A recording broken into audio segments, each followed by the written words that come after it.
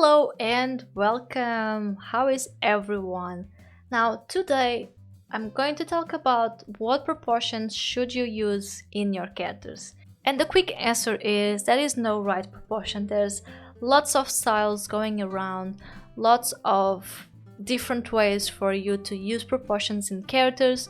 That there is no right answer. However, when you see cartoon movies, animation movies, for example, Disney, DreamWorks, Pixar, and so on, you'll notice that they're not all the same, and depending on the kind of character you're using, there are some guidelines that you can follow to convey those traits of your characters in your drawings. Alright, so for example, let's say you're drawing a strong character. One thing that you might notice is strong characters usually have a very big torso. The design focus on the torso. So you have here in Klaus, very good movie, really recommend. It's on Netflix, so check it out if you have the time.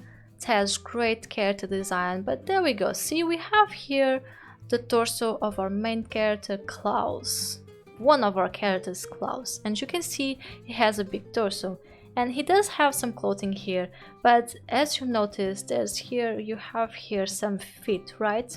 And there's another one here.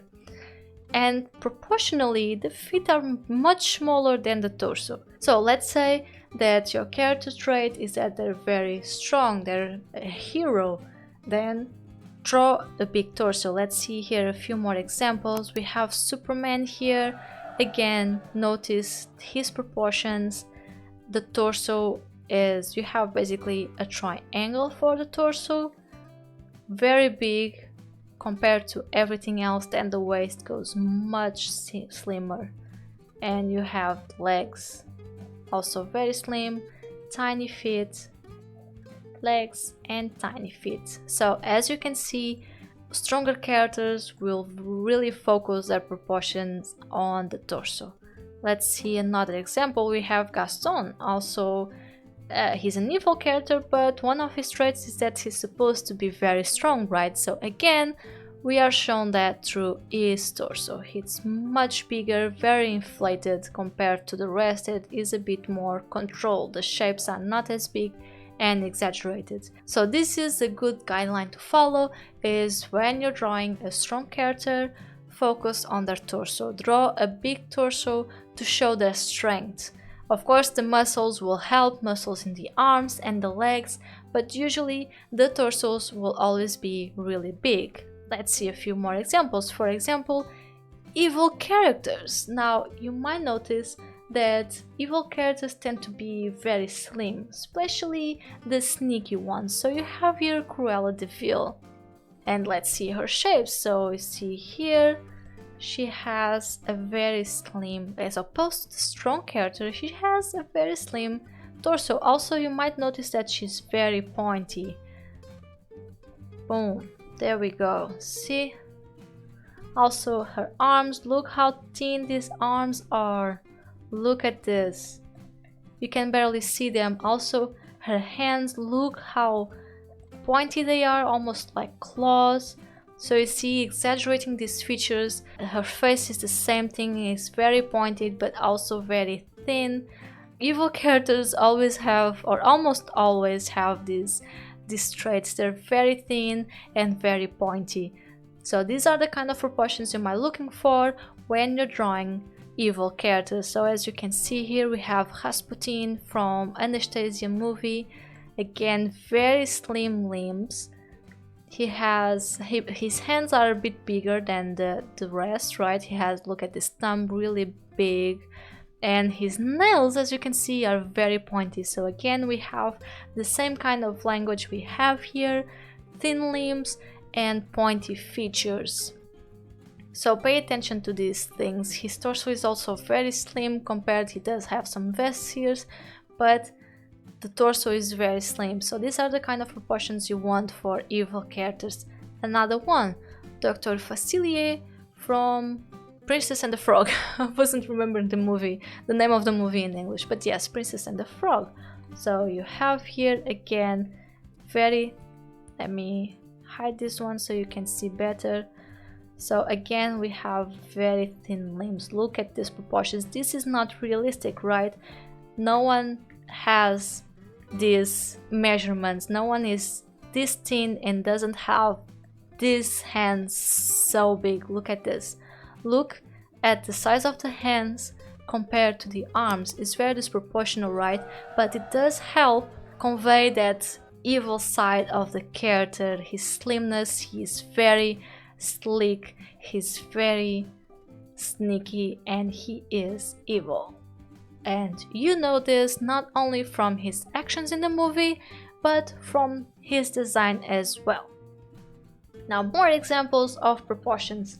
Let's say a small character. Usually when we draw smaller characters, they are supposed to be more cute or even humorous characters, right? First of all, if you want to draw baby characters, of course they will be very cute, and this is the same when you're drawing adult characters, that they're supposed to be cute or even humorous. So my first example here is, for example, Baby Yoda.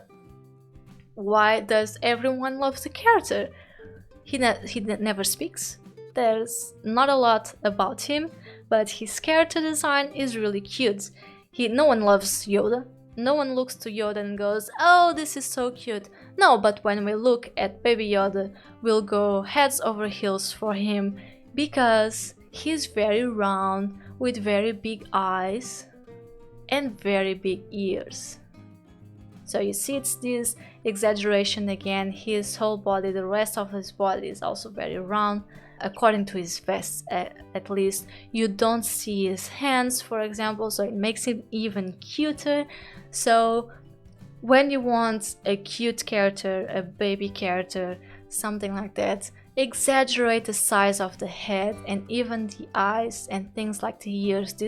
The rounder they are and bigger, they will look even cuter. So these are some proportions to have into consideration. But let's say you're drawing an adult. For example, you have the godmother fairies from Sleeping Beauty. So as you can see, okay, one of them, this one, she's actually a bit thinner, a fairy a bit thinner. Then you have this one, she's a bit rounder. They're all very small, right? They're all made up of rounder shapes and very exaggerated. And then you have the blue one, which is, I think she's even rounder, mostly because she's smaller than the other ones. These two are taller than the blue fairy, so, and her head is also much rounder, so pay attention to that. Everything about her is very round.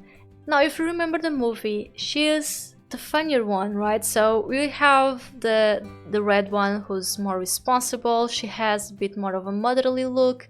Then you have this one, she is just a bit aloof, let's say. And then you have the blue one. She has the bigger personality.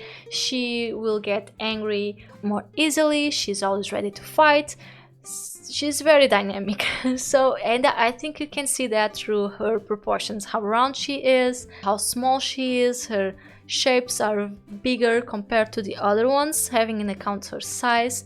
So it's fun to think about these things.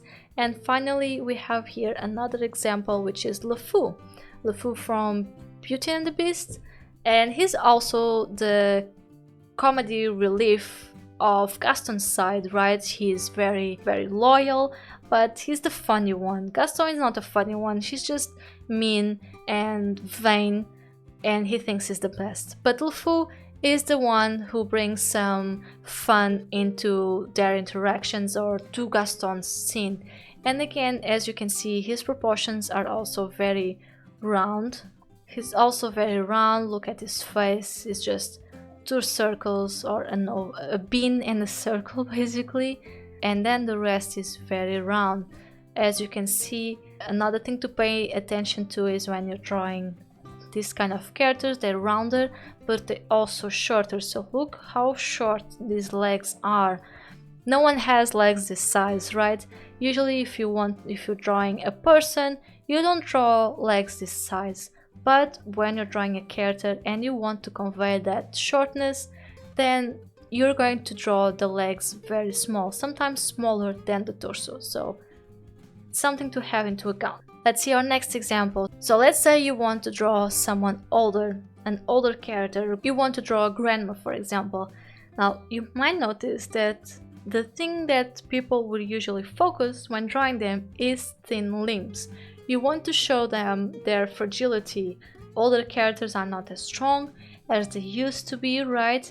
So you show some fragility to them. So you have here Mulan's grandma, and as you can see, her body, okay, she has, or at least the torso here, she has a very normal proportion, right? But look at her limbs, they're so thin. I mean, I don't look at her and think she's an evil character, because all the rest about her is very proportional. Only the limbs will be different, they will look very thin to show her fragility a little bit more. So thin limbs when drawing older characters, this will help show you how fragile they are and how old they are. We have here a few more examples. Here you see Mama Coco, same thing. As you can see, the proportions are not too crazy, right? But look at the leg here. So I would say the legs will go something like this. So the legs compared to all the rest are very small. The same thing here with the arms, you can see the whole arm, but you can see a bit of the wrist here and it's very thin. And then even the fingers, they're very slim as well, with lots of pointy ends and curves to show how fragile she is. She's not a strong woman anymore, she can't even walk, she's older, so it's normal. And these things really help you. And if you play with the size, like you see here, she has a very squared face, right? The body is also very big and square, but then she has very thin arms and legs. Look at this. Same thing here with Mulan's grandma. She has a very normal sized torso here, and the head is also a very normal size. You don't see anything weird about it. And then you see here a very different thing in her arms. They're very thin, there's some ambiguity here, and this makes for very interesting character design. This change of proportions, you don't want the character to have the same proportion everywhere, you want to change the weight of things here and there. I have here another example, which is Master Roshi. Now, if you're familiar with Dragon Ball, you know that Master Roshi is like 400 years old, something like this. And he does look frail, right? Look at here. He has such a thin neck and a curved back here. His arms are also nothing special, right? It almost looks like a child's arm, quite thin. And this helps showing how old he is, that maybe he's very frail. His legs, the same thing. Look at this. So you see the size of the torso compared to the arms. Very thin, and the torso could have a more realistic size. So again, this difference in proportions. But if you know him, you know that he's actually quite strong. He just hides that. So sometimes he will appear very muscular, but most of the times he chooses to show that he is a fragile old man. So normal sized heads and torsos with very thin limbs is what you're looking for older characters. So basically, you want to think what is the body type of your character and draw accordingly. So for example, if you're drawing a small character, I have here my character Jean. As you can see, she is the kind of smaller character and even maybe humorous. And as you can see, I have a big head, right, with a smaller torso, legs and arms. So when drawing a smaller character, always think about this, like we saw with Baby Oda back there. Big head with big eyes, and the rest is smaller.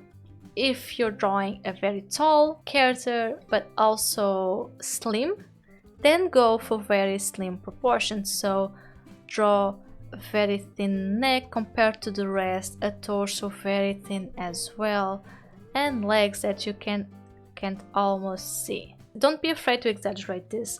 Exaggerate these proportions, they're not realistic at all, but it helps convey my character. It helps people understand what kind of body type they have. Now I want just to look up here to this image of, no, not this one, of Klaus. I think it's perfect because you have almost everything here. So we talked about Klaus, right? He has this very big body. At least I think he's Klaus, right? I can't remember anymore. I'm sorry, it's been quite some time. But you can look at this and know who's the strong character, the cute one, and the more fragile one, let's say this way, because you have him here, very squared character, big arms, because he works with his hands, right? He chops down trees, he makes toys out of the wood. His legs are a bit smaller because that's not where his trait is. As you can see, he's a strong character, so big torso and squared shapes. The biggest thing in him is the torso. Those are the proportions you're looking for. Then we have here the cute character. Look at him. Big head, see? And a smaller body. Look at it. It's so small compared to the rest. Look at these proportions. We have here a torso and small legs. See? It's very small. The head is almost the same size as her whole body. And then we have here these two characters, which are very opposed to Klaus. So you can see they don't do heavy lifting or heavy work. They're very thin. Again, look at the size of this neck here. It's so slim. Look at the arms, very slim but big hands. Again, this different in proportions to make the character a bit more balanced and interesting than having all the same proportions everywhere. We have our torso, and now look at these legs. The legs are almost non-existent, how thin they are. So I think Klaus is a very good example of character proportions and how you can play with them to make your character even more interesting. Don't just give everything the same proportion, play with it. Have big shapes and smaller and slimmer shapes, play with all of it so you can have a very interesting character. And of course, you need to have into account the body type of your character, what kind of work they do, the personality. This will also help you into choosing the proportions of your characters. So now that you have the proportions set on your character, it's time to improve your original character design. And I've created this video where you can check out what are some easy ways that you can improve your character, so do check it out. I will be improving a character of my own, so that's fun. And remember, keep on drawing.